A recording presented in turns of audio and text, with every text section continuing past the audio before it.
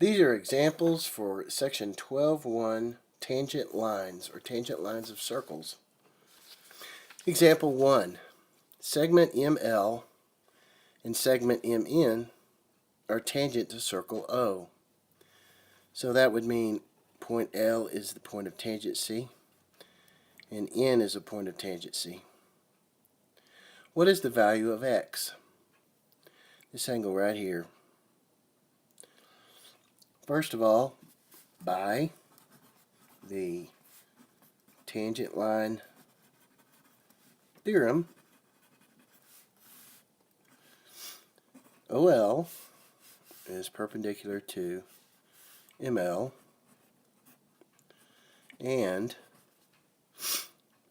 ON is perpendicular to MN. There and there. So, the measure of angle MLO is 90 degrees, and the measure of angle ONM is also 90 degrees. Then notice that LONM is a quadrilateral. So, since OLMN is a quadrilateral, by the quadrilateral angle sum theorem, we can add the measures of all four angles up. So the measure of angle O plus the measure of angle L plus the measure of angle M plus the measure of angle N equals 360 degrees. Quadrilateral angle sum theorem. All the angles add to 360. Substituting in those values, we get 117 degrees plus the measure of angle L is 90 degrees plus the measure of angle M is x degrees plus the measure of angle N is again 90 degrees equals 360 degrees. Combining like terms on the left, we get x plus 297 equals 360.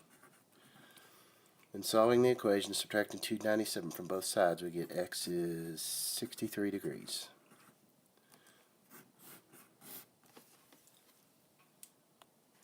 Example 2. The CN Tower in Toronto, Canada has an observation deck 447 meters above ground level. So the tower is here.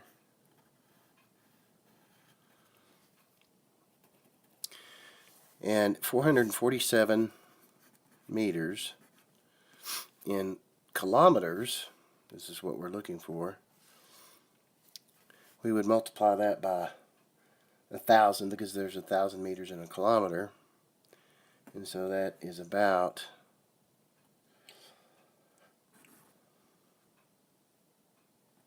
0.447 kilometers. And if we round this to the nearest hundredths place, we get 0.45 kilometers. This is how they get this right here.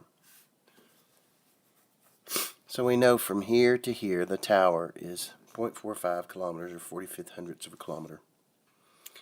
Then it says Earth's radius is about 6,400 kilometers. So 6,400 kilometers, the radius of the Earth, would mean any radius anywhere in the circle representing the Earth. So this right here is 6,400 kilometers, and so is this right here. Well, if you look at this problem, you'll see a circle and a tangent to the circle, and the point of tangent C at point E. And so by the tangent line theorem, that would mean that TE, ray TE, is perpendicular. Since this point is tangent, ray TE is perpendicular to radius CE or segment CE.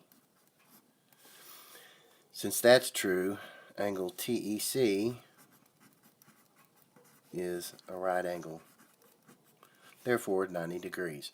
Well, if we have a right triangle here, we've got 2 of the 3 sides, and we're looking for about how far is it from the observation deck right here to the horizon, and the horizon is always the tangent. Horizon point is always the tangent. So that we're looking for the length of ET.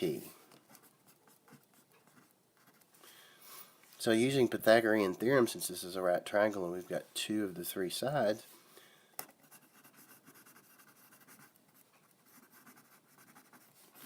we can now state that the hypotenuse, TC squared, equals TE, or ET squared, plus the other leg, EC squared.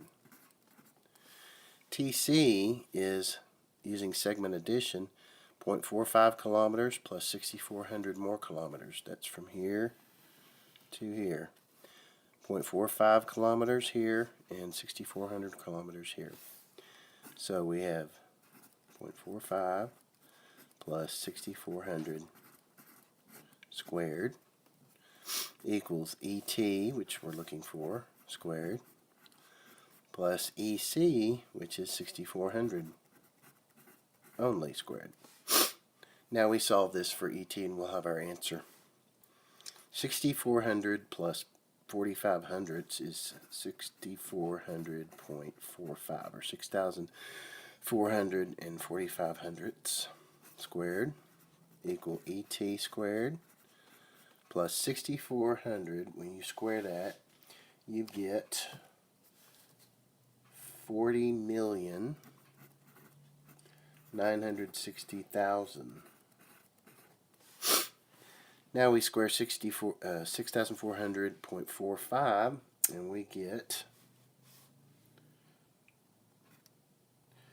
40,965, or 40,965,760 equals ET squared plus 40,960,000.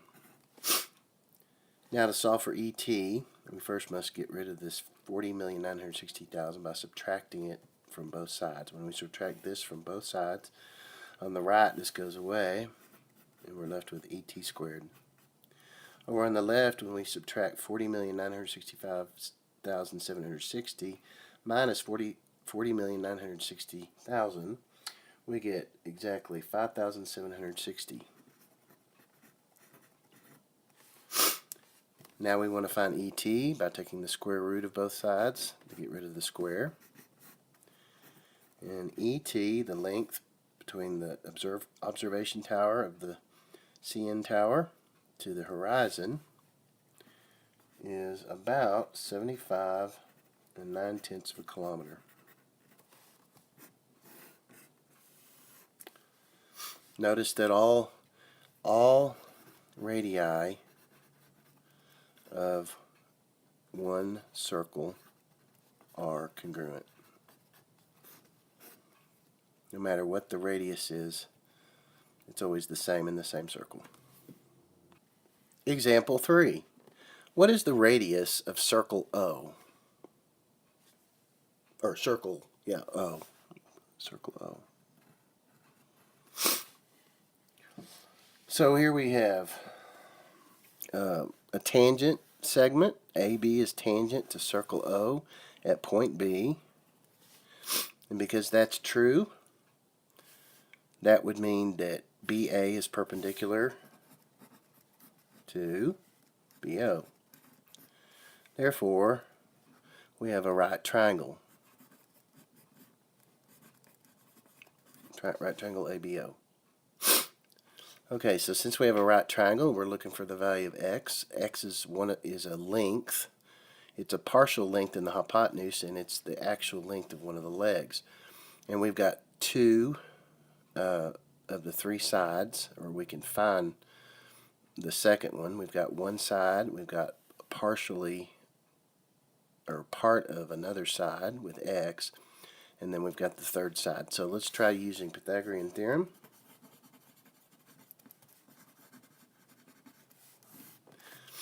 Using this right triangle ABO. So the hypotenuse AO squared equals the leg squared, one of the legs squared, BO squared, plus BA squared, or AB squared. AO is x plus 8 from here to here. When we square it, equals BO, which is x squared, plus AB, which is 12 squared. One of the most common mistakes students make is when they square a binomial, they forget that this must be expanded, and you must use FOIL, or the distributive property. And a lot of students will take the x and square it, and then the 8 and square it, and then they leave it like that. That's incorrect. We must expand it. X plus 8 times itself. X plus 8. 12 squared is 144. Then using the distributive property, or FOIL, outside terms, or first terms, x times x is x squared. Outside terms, plus 8x. Inside terms, plus 8x. Last terms, plus 8 times plus 8 is plus 64. Equals x squared plus 144. Combining like terms on the left side, we get x squared plus 16x plus 64 equals x squared plus 144. Now, since we have an x squared term, we try to get all terms over to one side. So when I start to try to do that by subtracting x squared to get rid of it over here, I notice that when I subtract x squared on the other side, that something happens to where the x squareds get eliminated altogether. So we do not have a quadratic anymore. We've just simply got a linear equation. And now we have a two-step equation. We can solve for x. 16x plus 64 equals 144. Subtract 64 from both sides, and 16x equals 80. Divide both sides by 16, and x is 5. Therefore, the radius r of circle O is 5 units. 5 units long. This is 5. Example 4. Determine whether segment ML is tangent to circle O at point L. ML tangent to circle N at point L. Okay, so in essence we're trying to prove or verify that the tangent theorem is correct. So if indeed this is the point of tangency is perpendicular, then we should be able to show that. We do that by using the Pythagorean converse.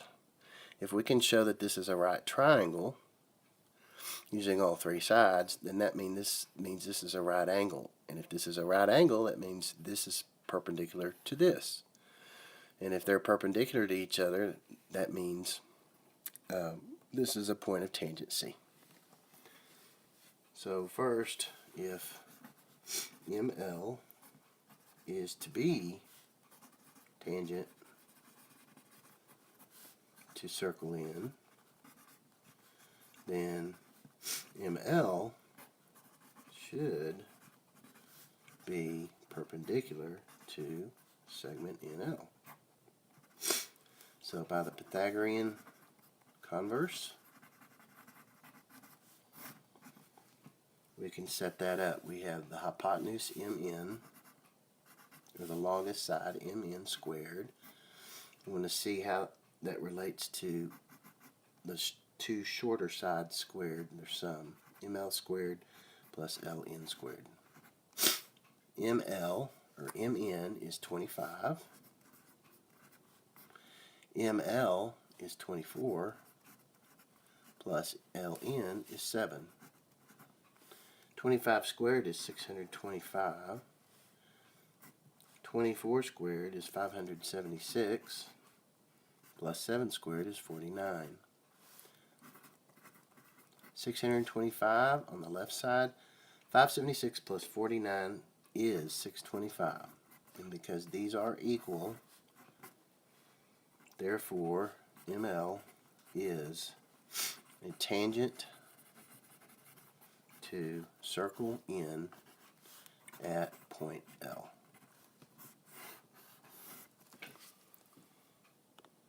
Example 5. Circle O is inscribed in triangle ABC.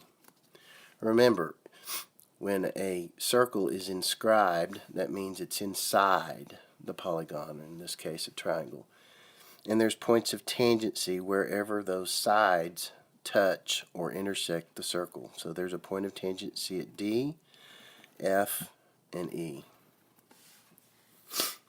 If you just take DA and FA, notice that these are two tangent segments to the circle that meet outside the circle.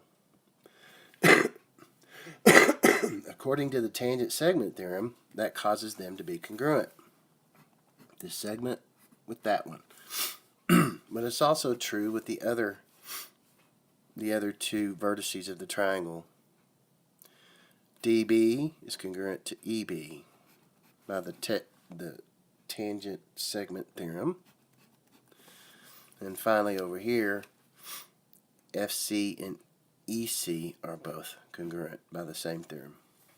So knowing that gives us all parts of the sides of triangle ABC that we need.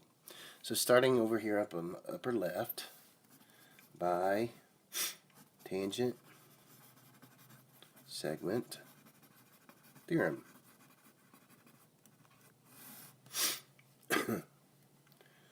AD was congruent to AF. And then over here, BD is concurrent to EB. And then over here, FC is congruent to EC.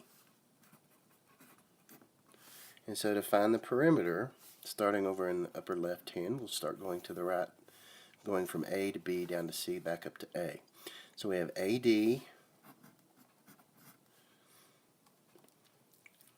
plus DB plus BE plus CE plus CF plus FA.